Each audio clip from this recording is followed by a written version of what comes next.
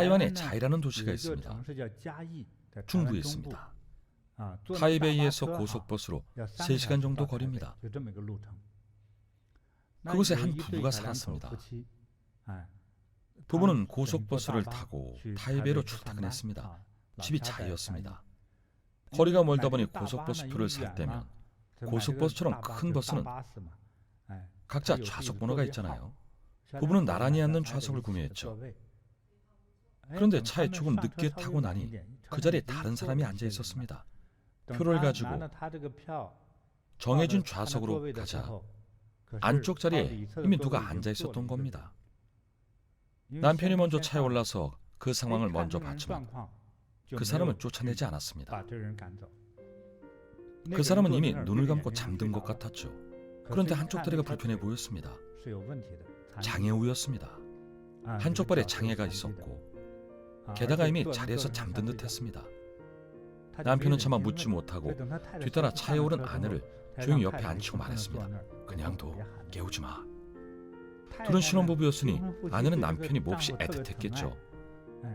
아내는 눈빛이며 손짓이며 온몸으로 말했습니다. 여보, 저 사람 신경 쓰지 말고 당신이 앉아요. 우리 자식인데 왜 당신이 안 보래요? 남편은 참았습니다. 절반쯤 갔을 때 1시간이 넘어가자 아내는 더 조급해졌습니다. 남편이 고집을 피우며 계속 서 있었으니까요. 그때 버스에는 사람이 가득했습니다. 빈자리도 없었죠. 남편은 그렇게 서서 갔습니다. 남편이 힘들까봐 아내는 속이 탔습니다. 차에서 내리자마자 아내가 남편에게 말했습니다. 속상해 죽겠네. 분명히 우리 자리인데 왜 그 사람한테 말을 안 했어요? 남편은 잠시 생각한 뒤 말했습니다. 사랑하는 여보, 나는 서서 가더라도 힘들어봐야 고작 3시간이지만 그 사람은 한평생 힘들잖소. 다리가 불편하니까. 남편은 실제로 그렇게 말했습니다. 자신은 3시간만 불편하지만 그 사람은 평생 동안 불편할 것이라고 말했습니다. 장애우였으니까요. 다리에 문제가 있어 걷기 불편한 사람이었습니다. 아내는 그 말을 듣자마자 남편의 뜻을 깨달았습니다. 이것이 한 생각의 차이입니다. 타이완에는 불법을 배우는 분들이 많죠. 저도 이 이야기를 듣고 정말 크게 감동했습니다. 정말 사소한 일이지 않습니까? 하지만 우리 중생들 중에 실은 꽤 많은 사람들이 이런 사소한 분쟁 속에서 이러한 하나의 선한 생각을 기반으로 자리를 양보합니다. 하나의 선한 생각으로 남에게 도시락을 주고 식사를 나누어 줍니다. 하나의 선한 생각으로 누군가의 집에 일이 있으면 얼른 나서서 돕습니다. 이런 경우가 많습니다. 그래서 저는 비록 사소한 일이지만 정말 크게 감동했습니다. 이런 일상 속의 일화들이 참 현실적인 깨달음을 주는 것 같아요. 저희가 생활 속에서 따라할 수도 있죠. 스승님, 저도 한 가지 일화가 생각나는데요. 참 좋은 내용인 것 같아서 시청자분들과 공유하고 싶습니다. 제목은 양초 이야기입니다. 어느 화이트 칼라 독신 여성의 일화입니다. 직장인 싱글 여성이요. 그분이 어떤 아파트로 이사를 했습니다. 그리고 얼마 후에 옆집에 사는 이웃이 생활 형편이 좋지 않다는 걸 알았죠. 알고 보니 홀어머니가 혼자서 2 아이를 키우는데 입은 옷이나 겉모습을 보고 형편이 좋지 않은 걸 알게 됐죠. 어느 날 저녁 그 동네에 원인 모를 정전이 일어났어요. 정전이 되고 나서 그 직장인 여성은 즉시 양초를 켰죠. 양초로 불을 밝혔습니다. 그리고 속으로 생각했습니다. 옆집은 형편이 힘들어 보이던데 양초는 있으려나? 에이, 만약에 어디로오면 없다고 해야겠어. 아예 시작을 말아야지. 한번 주기 시작하면 나중에는 맨날 찾아와서 소금 달라, 설탕 달라 끝이 없을 거야. 바로 그때 누군가 똑똑똑 문을 두드렸습니다. 나가서 문을 열고 보니 아니나 다를까 옆집 아이였습니다. 옆집 아들이 찾아왔죠. 그럼 그렇지. 호랑이도 제 말하면 온다더니. 예상대로 옆집 아이가 말했습니다. 혹시 집에 양초 있으세요? 그러자 그 여성은 이내 곧 굳은 표정으로 대답했습니다.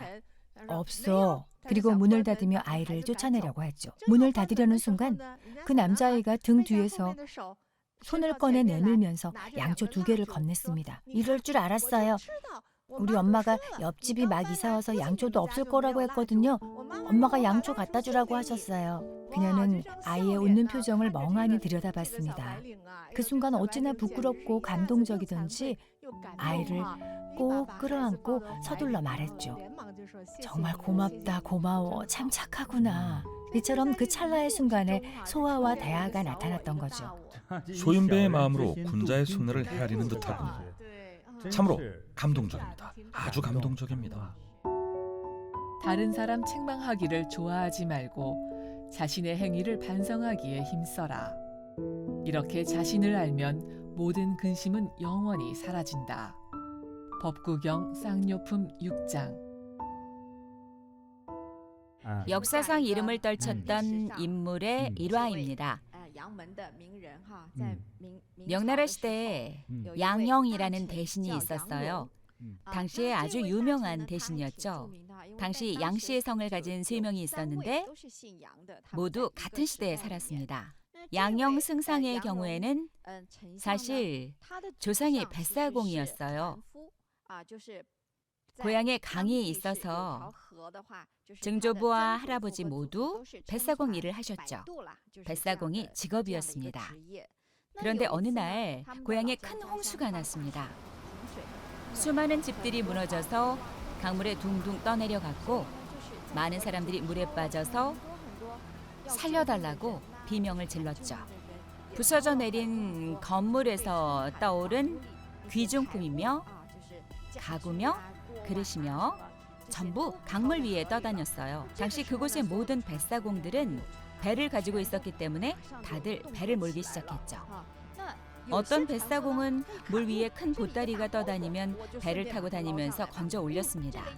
물에 돼지나 이것저것 떠내려오면 모두 건져 올려서 챙겼죠.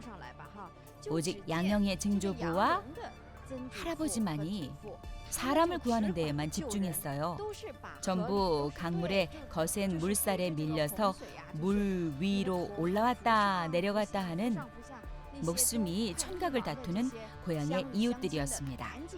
양형의 증조부와 할아버지는 하나씩 또 하나씩 건져 올리면서 밤낮으로 많은 사람을 구했습니다. 당시 다른 주민들과 뱃사공들이 재물을 건지고 있을 때 오직 양씨 부자만은 전혀 가담하지 않고 인명 구조에만 집중했죠. 그래서 나중에 홍수가 지나가고 난 뒤 어떤 뱃사공들은 홍수 덕분에 크게 횡재했습니다. 하지만 양씨 부자는 여전히 자신들의 본업을 이어갔죠. 그래도 마음은 정말 보람찼습니다. 많은 사람들을 구했고 마땅히 해야 할 일이라는 생각에 뿌듯했습니다. 고향 사람들도 나중에는 저 양씨 집안 고집 좀 보게, 사람이 꽉 막혀서 요령도 없어. 다른 사공들은 다 부자가 됐는데 저들은 시골 촌뜨기처럼 바보같이 그저 사공일만 하느라 아직도 뱃사공 신세를 못 벗어났군. 이렇게 못된 소리를 하면서 미련하다고 무시했습니다. 양씨 부자는 너그럽고 관대했습니다. 그런 말을 듣고도 그저 웃고 넘겼죠. 훗날 양형의 아버지 때에 이르렀을 때도 아버지는 여전히 뱃사공이었습니다. 어느 날 집 대문 앞에 도사 한 명이 찾아왔습니다. 그 도사는 길을 지나가다가 양씨 집을 보고 집으로 들어와 양형의 아버지께 말했습니다.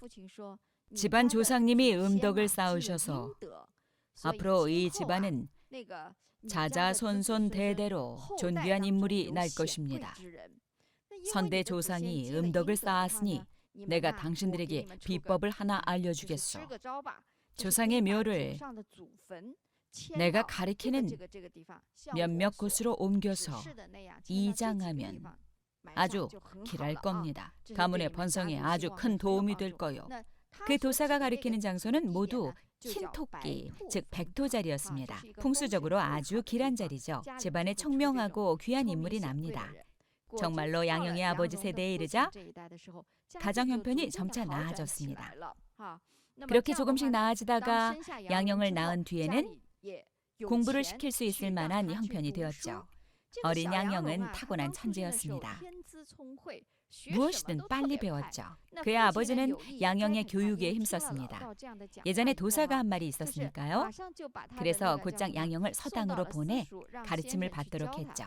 무엇을 배우든 금세 익히고 하나를 가르치면 열을 하니 천재가 분명했죠. 훗날 과거를 치르자마자 진사에 급제했습니다. 거인, 진사, 수재할 것 없이 연이어 모든 시험이 순조로웠죠. 마침내 조정 관료가 되었고 마지막에는 승상의 자리에 올랐습니다. 공부 상서까지 지냈어요. 명나라 역사상 가장 유명한 인물이죠. 훗날의 행적과 품격을 살펴보면 양영은 정치를 하면서 문제를 대하는 생각과 사고가 매우 민첩하고 빨랐습니다. 늘 과감한 결단을 내리고 끝맺음이 명확했습니다. 그래서 정사를 처리함에 있어 황제의 총애를 받았습니다.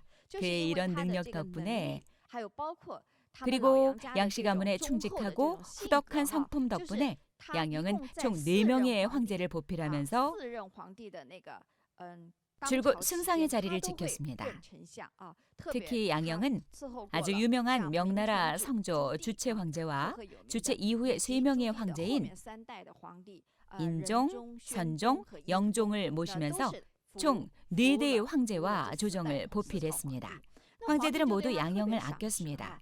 그래서 훗날 양영이 세상을 떠날 때 시호까지 하사받았습니다. 정말 이례적인 일이죠.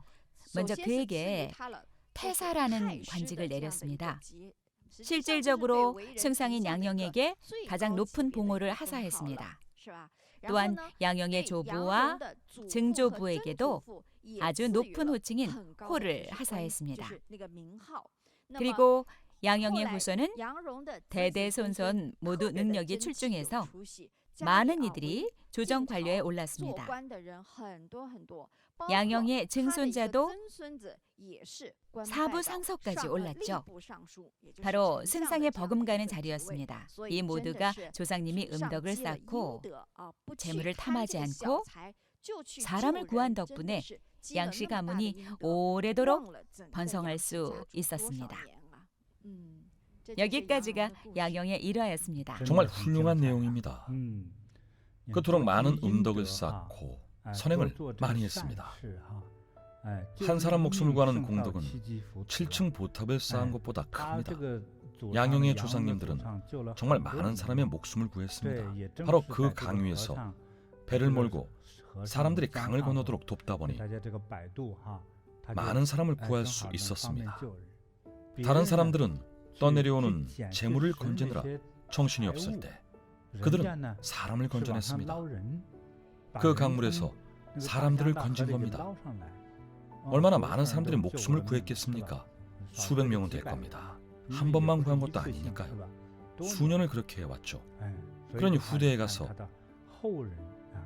이런 복덕을 얻지 않았습니까? 이를 전인 종수, 후인 승량이라 합니다. 전인 종수, 후인 승량. 전인 종수, 후인 승량. 선조들이 나무를 심으면 후세들이 그 그늘에서 쉴 수 있다. 이토록 좋은 과보를 얻었으니 정말 좋은 일이죠. 이처럼 한 생각의 전환과 작은 선한 마음이 정말 중요합니다. 이렇듯 찰나의 선택과 결정에 따라 전혀 다른 최후를 맞기 마련입니다. 이번엔 장상화라는 제목의 이야기를 들려드리겠습니다. 과거의 유명한 경극인데 실화를 바탕으로 한 이야기입니다. 전국시대의 일입니다. 당시에 진나라가 있었습니다. 전국 칠흥 중 하나였죠. 연, 초, 제, 위 한이었던가요? 제, 초, 연, 한, 조, 위, 진 7개국이었죠. 맞습니다. 시험 문제는 아니었습니다. 진나라는 지금의 중국 생시성 시안 일대에 있습니다. 그리고 조나라도 있었죠. 진나라, 조나라, 초나라 3국은 사실상 삼각구도를 이루고 있었습니다. 서로 인접한 이웃 국가들이었습니다. 초나라는 지금의 후베이 일대였죠. 산시, 지금의 허난까지입니다. 한편 조나라는 허베이 남부 일대에 위치했습니다. 한단, 싱타이 일대가 조나라였죠. 더 북쪽으로 가면 연나라였습니다. 이런 지리적 위치는 고대 지도를 보면 아실 겁니다. 당시 진나라의 황제는 진시황의 조상이었죠. 아마 진시황의 증조부 정도였을 겁니다. 몇 대 위의 조상이었죠. 진나라 왕은 전쟁에 능했습니다. 전투에 뛰어났고 심지어 잔인하고 난폭했죠. 아주 거칠었습니다. 진나라 왕의 흉포함은 당시에 다른 약소국들에게 두려움의 대상이었습니다. 특히 조나라가 그랬습니다. 조나라는 맹수 같은 진나라 때문에 낭패를 보기 일쑤였습니다. 하지만 조나라 조정에 한 사람이 등장한 후부터 상황이 뒤집어졌습니다. 그 사람이 누굴까요? 바로 인상효였습니다. 역사적으로 명망 높은 천재이자 철학자, 달변가였죠. 심지어 그는 나중에 상경의 관직까지 올랐습니다. 상경은 지금의 국무원 수장급이죠. 황제 곁에서 책사 역할을 하는 최고 높은 관직입니다. 조나라 왕의 바로 아래가 상경이죠. 대략 이 정도로 높은 관직입니다. 인상효는 어떤 대업을 이뤘을까요? 한 번은 진나라 왕이 조나라 왕과 회담을 가졌습니다. 뭔가 일이 있으니 만났겠죠. 아무튼 그렇게 조나라 왕과 진나라 왕이 만났습니다.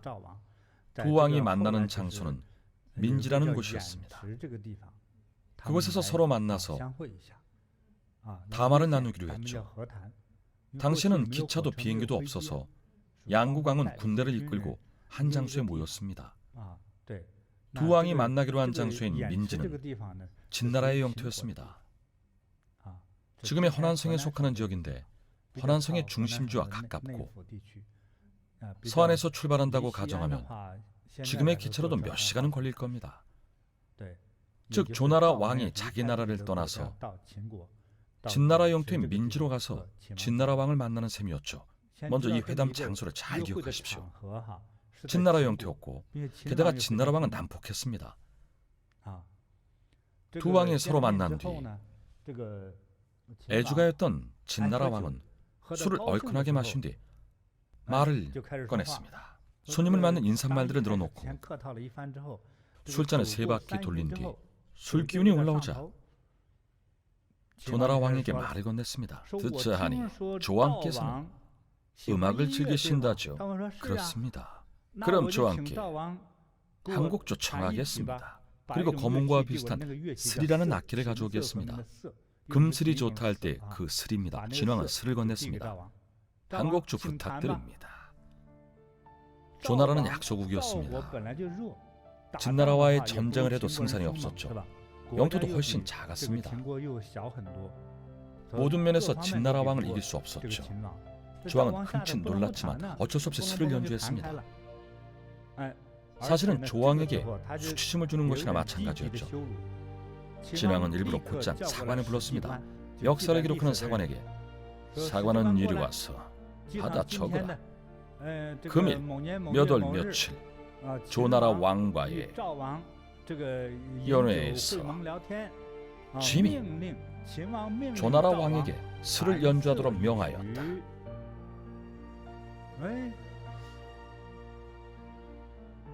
다들 난색을 표했습니다. 진왕의 그 말에 다들 난감해했죠. 그때 조왕의 신하였던 인상효가 나섰습니다.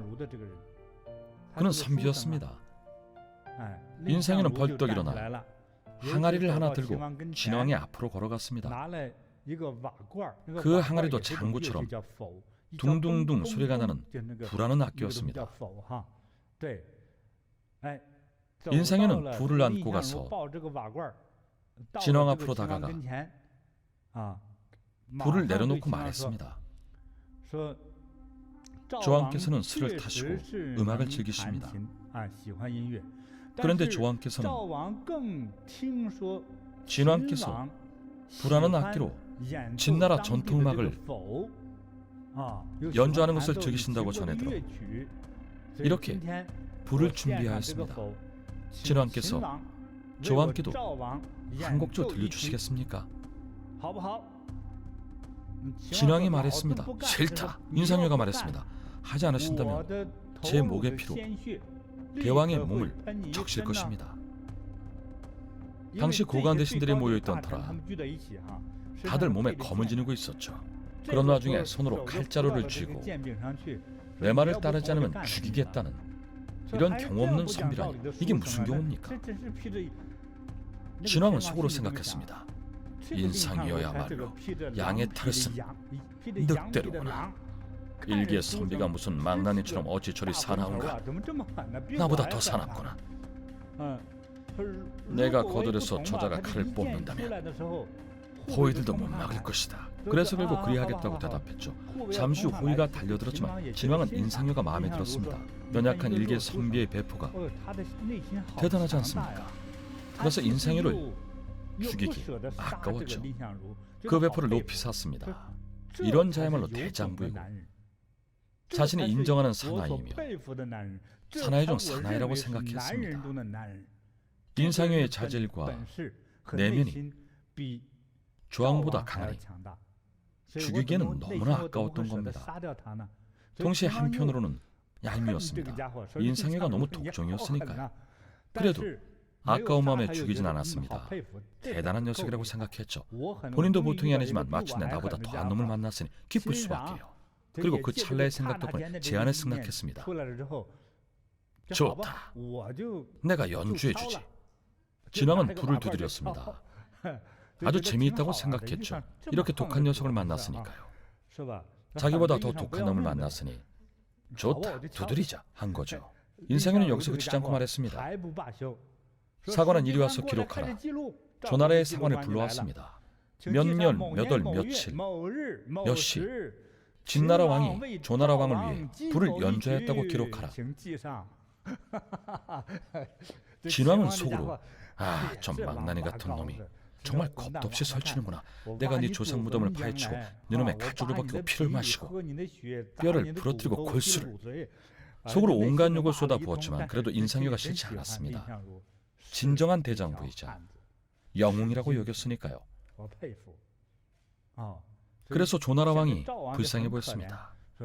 이 사람 내 이번에 벗이되어 체면 한번 살려주지. 사실 이번 만남은 진왕에게 썩 괜찮고 유쾌한 경험이었습니다. 진왕은 인상여를 계속 시험했습니다. 아직 여러 수가 남아있었죠. 처음에는 스를 연주하게 시켰죠. 검고 비슷한 악기 연주를 시켰습니다. 첫 대결에서는 진왕이 졌습니다. 진왕은 거기서 그치지 않고 또 꾀를 내어 조왕에게 물었습니다. 짐에게 한 가지 조금 무리한 청이 있어. 조왕께서는 진나라가 크다고 보시오. 조왕이 말했습니다. 큽니다. 진나라 군사가 용맹하오? 당연히 용맹하다 마다요. 매번 조나라가 싸움에서 패하니 진나라는 그만큼 대단하죠. 그럼 나는 어떻소? 아이고, 천하의 맹수도 심지어 제왕마저도 진왕을 두려워할 겁니다. 조왕도 그렇소? 저도 그렇습니다. 그렇군. 짐이 그리 두렵다면 오늘 짐의 생일을 축하하는 의미로 선물을 하나 줄 수 있겠소? 짐이 선물을 청해도 되겠소? 말씀하시죠. 이렇게 합시다. 나도 큰 선물을 바라진 않고 내게 15개도시만 떼어주시오. 그러면 생일 선물로 기쁘게 받으리다. 어떻소? 세상에. 조왕은 이 말을 듣고 자기 허벅지를 꼬집으며 고민했습니다. 이를 어쩌면 좋지. 그때 인상여가 다시 일어나 말했습니다. 참으로 좋은 생각이십니다. 그럼 곧 조왕의 생신도 다가오니 제가 조왕을 대신해 진왕께 수도를 내어달라 하죠. 진나라의 수도는 함양이었죠. 수도를 조왕께 선물해 주시는 것이 어떻습니까? 안 된다. 안 돼. 안 된다 하시면 저희도 그냥 드릴 수는 없사옵니다. 뭐라? 또 인상이 네 놈이구나. 오늘은 무력을 쓰지 않기로 약조한 탓에 내 오늘 사람을 못 죽여 손이 근질거리거늘 네 놈을 죽이는 게 예의가 아니라 참는다. 하지만 진왕은 인상회가 더 마음에 들었습니다. 그래서 진왕이 말했습니다. 좋다 좋아, 이렇게 하지. 오늘 우리 양국의 형제가 이렇게 만났는데 내가 앞서 한 말은 사실 다 농담이었네. 기회가 되면 또 만나세. 그리고 헤어져 돌아갔습니다. 인상회가 얼마나 대단합니까? 인상회는 조나라로 돌아간 즉시 3급이나 관직이 올라서 아주 높은 자리에 앉았습니다. 한편 조나라에는 연파라는 장군이 있었습니다. 역사적으로 아주 유명한 대장군입니다. 연파는 전쟁에서 많은 공을 세웠습니다. 그중 가장 혁혁한 공적은 다른 이웃 국가를 공격했던 일인데 그 이웃 국가는 바로, 여러분 잊지 말고 생각해 보십시오.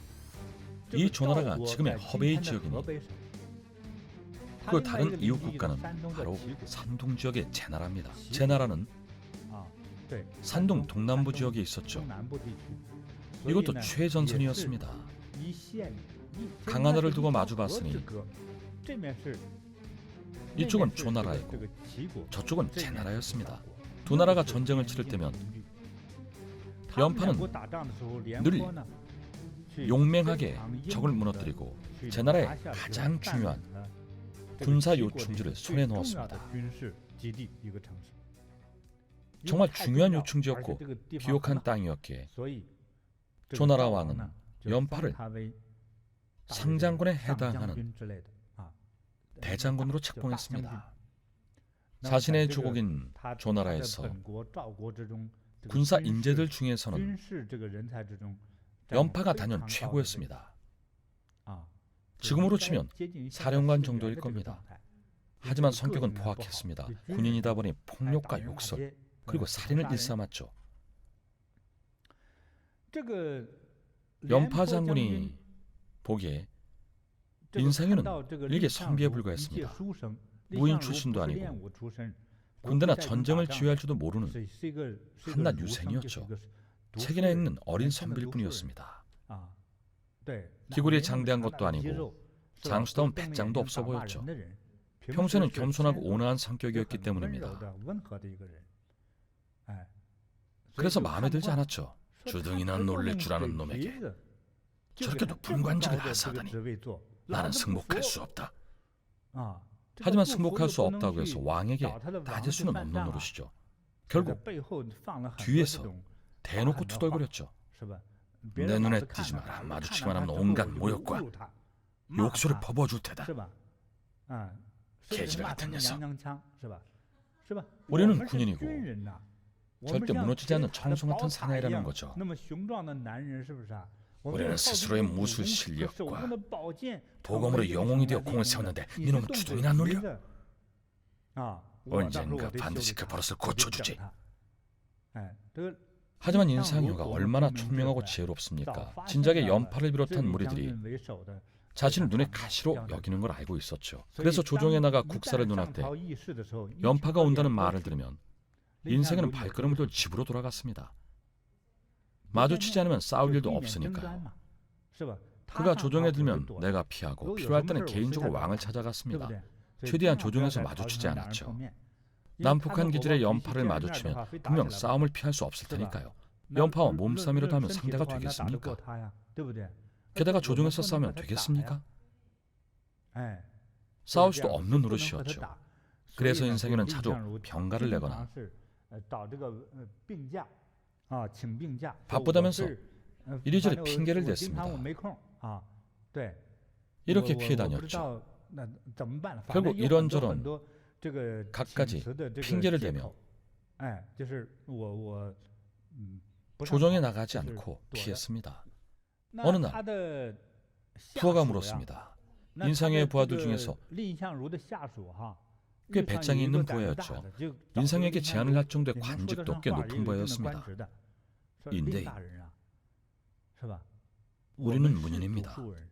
하지만 인대인의 지혜와 용맹함이 연파 장군보다 부족하지 않거늘 왜 이렇게까지 두려워하십니까? 오늘 연파 장군을 피하시지 않습니까? 저희들도 조왕을 아련할 때 위풍당당하지 않습니까? 그런데 어찌 연파 장군을 겁내십니까? 연파 장군이 그리 대단하단 말입니까? 인상현은 그제야 부하에게 속마음을 털어놨습니다. 좋은 질문이십니다. 연파 장군과 진나라 왕 중에 누가 더 셉니까? 그야 당연히 진나라 왕이시오. 온 세상이 그를 두려워합니다. 맞습니다. 그대가 보기에 제가 진왕을 두려워하던가요? 아니요. 되려 우리 조왕의 체면을 살려주지 않으셨습니까? 우리가 언제 진왕 앞에서 그렇게 당당한 적이 있었습니까? 언제 그렇게 위풍당당했습니까? 전부 대인께서 진왕에게 본때를 보여주신 덕분에 진왕도 어쩔 수 없이 우리 조나라를 함부로 하지 못했죠. 맞습니다. 대인은 참 대단하셨습니다. 그렇죠. 진왕도 두려워하지 않는 제가 연파 장군이 두렵겠습니까? 그렇다면 더 이해가 안 갑니다. 대인께서는 대체 왜 피하시는 겁니까? 한 가지 모르시는 게 있군요. 진왕, 진나라, 초나라, 제나라가 현재 우리를 쉽사리 공격하거나 감히 건드리지 못하는 이유는 조나라의 가장 대단한 두 사람 때문입니다. 문인으로서는 나, 인상여가 있고 무인으로는 가장 신경 쓰이는 연파 장군이 있기 때문이죠. 이렇게 두 사람이 버티고 있으니 주변 삼국이 감히 우리를 못 건드리는 겁니다. 그들이 원하는 것은 이간질을 시켜 우리 둘이 싸우는 것 아니겠소? 우리가 적이 되어 싸우면 필시 한 명은 다치게 되어 있으니 그때를 틈타 우리 조나라에 큰 해를 끼칠 것입니다. 아, 이제 알겠습니다. 인대인의 생각이 참으로 깊군요. 그저 간단한 이치일 뿐입니다. 여기까지 생각 못하는 것이 당연합니다. 저는 이치를 잘 알기에 이 나라의 안위를 위협하는 상황을 만들지 않기 위해서 첫째, 연파 장군과 부딪힐 일을 최대한 피하고 둘째로 연파 장군을 존중하는 겁니다. 인상현의 이런 감정과 생각은 곧장 소문으로 퍼져나갔습니다. 인상현의 그 부하가 자네만 알고 있게 사실은 말이지 라면서 말을 전하고 결국 그 소문이 빠르게 퍼진 거죠. 연파 장군은 소문을 듣고 생각했습니다. 그렇군. 인상현은 세상 모두가 두려워하는 진왕조차도 두려워하지 않고 심지어 진왕을 가지고 놀았던 인물인데 겨우 나 연파를 두려워할 리가 없지. 참으로 감동적이지 않습니까? 연파는 너무나 미안했습니다. 옛사람들은 죄를 구하고 용서를 구할 때 상의를 탈의하고 어깨를 드러낸 채 버들가지를 묶었습니다. 버들가지는 어디였을까요? 매를 때리는 데 씁니다. 싱가포르의 태형과 비슷하죠. 버들가지로 때립니다. 버들가지를 묶고 밧줄로 자신을 포박해 손을 뒤로 한 채 인상현에게 사죄했습니다. 제가 어리석었습니다. 제가 죄인입니다. 하마터면 국가 대사에 오를 범할 뻔했습니다. 전부 제 식견이 좁은 탓입니다. 제가 이기적이었고 소인배였습니다. 정말 잘못했습니다. 당연히 인상현은 즉시 그를 용서했습니다. 그 두 사람은 아주 좋은 친구가 됐습니다. 둘은 손발이 가장 잘 맞았고 조나라의 이익을 위해 많은 공헌을 했습니다. 주변국들이 함부로 괴롭히지 못하도록 하며 조국의 가장 큰 이익을 굳건히 지켜냈습니다. 이 얼마나 넓은 아량입니까? 재상의 뱃속에는 배도 채울 수 있다고 하죠. 다른 일화 속 사람들과 비교해 보십시오. 어미야 차 한 대 사오너라 이러하는 비교도 할 수 없죠. 이를 대하라고 합니다. 이것이 곧 대하입니다. 이 일화 속의 연파는 소하였습니다. 내가 화가 나고 내가 승복할 수 없어서 찾아가 혼쭐을 내주려고 했었죠. 그러나 인상현은 달랐습니다. 인상현은 자신의 이익보다 국가의 대사와 이익을 우선시했습니다. 그의 지혜라면 얼마든지 연파를 화병으로 쓰러지게 할 수 있었을 겁니다. 하지만 그렇게 하지 않았죠. 국가의 대사를 더 중시했기 때문입니다. 그래서 사적인 원한과 국가의 이익을 앞에 두고 오로지 국가의 이익만을 생각할 뿐 자신의 자존심을 내려놨습니다. 무엇이 크고 무엇이 작은지 보십시오. 둘의 차이가 확연하지 않습니까? 이 얼마나 훌륭한 고전입니까? 장군과 재상의 화합의 최고의 일화입니다. 다툼을 피해 싸우지 않고 해치려 해도 성내지 않으며 악한 행동에 선으로 대한다면 그를 구도자라 한다. 법구경 범지품 24장.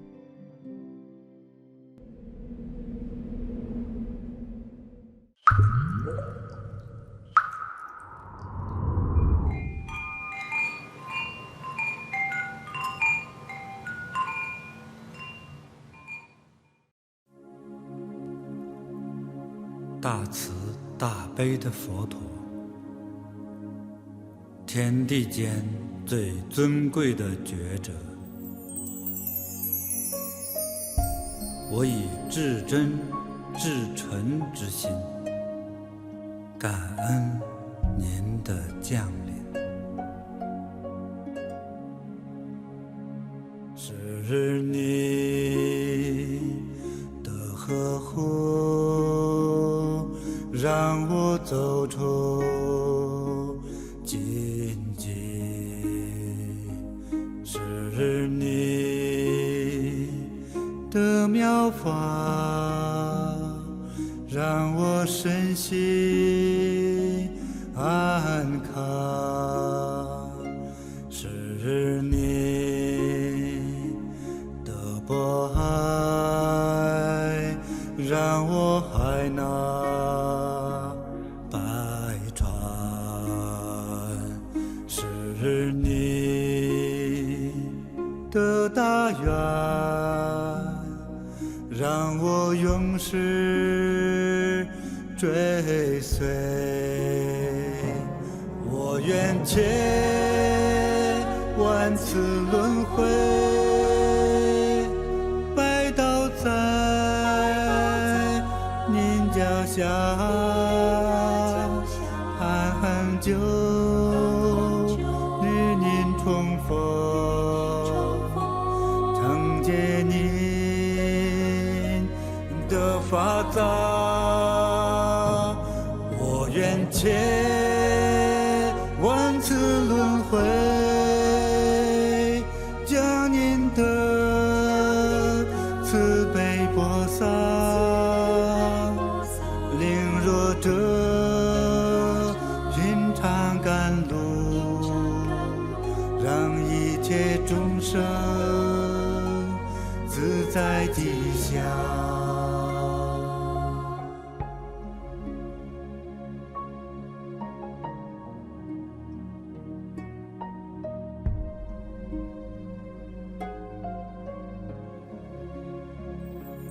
是你的目光，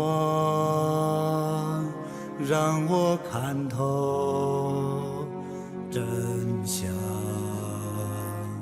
是你的庄严，让我勇于承担，是你为德，让我告别懦弱，是你的教化，让我得以觉醒。我愿借万次轮回，拜倒在您脚下，寒恒久与您重逢，承接您的法藏。我愿借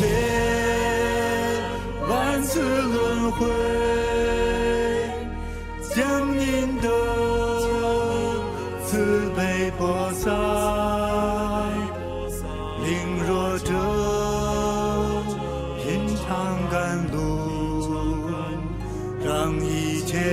生自在吉祥。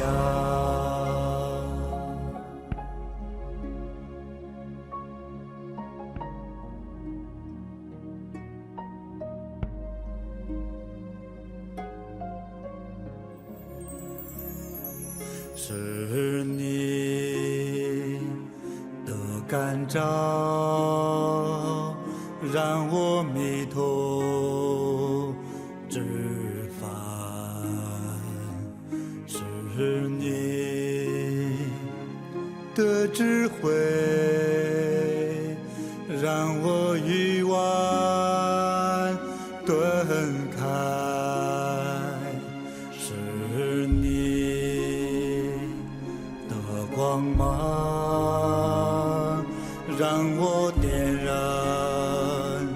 心灯；是你的慈悲，护佑天下太平。我愿借万次轮回，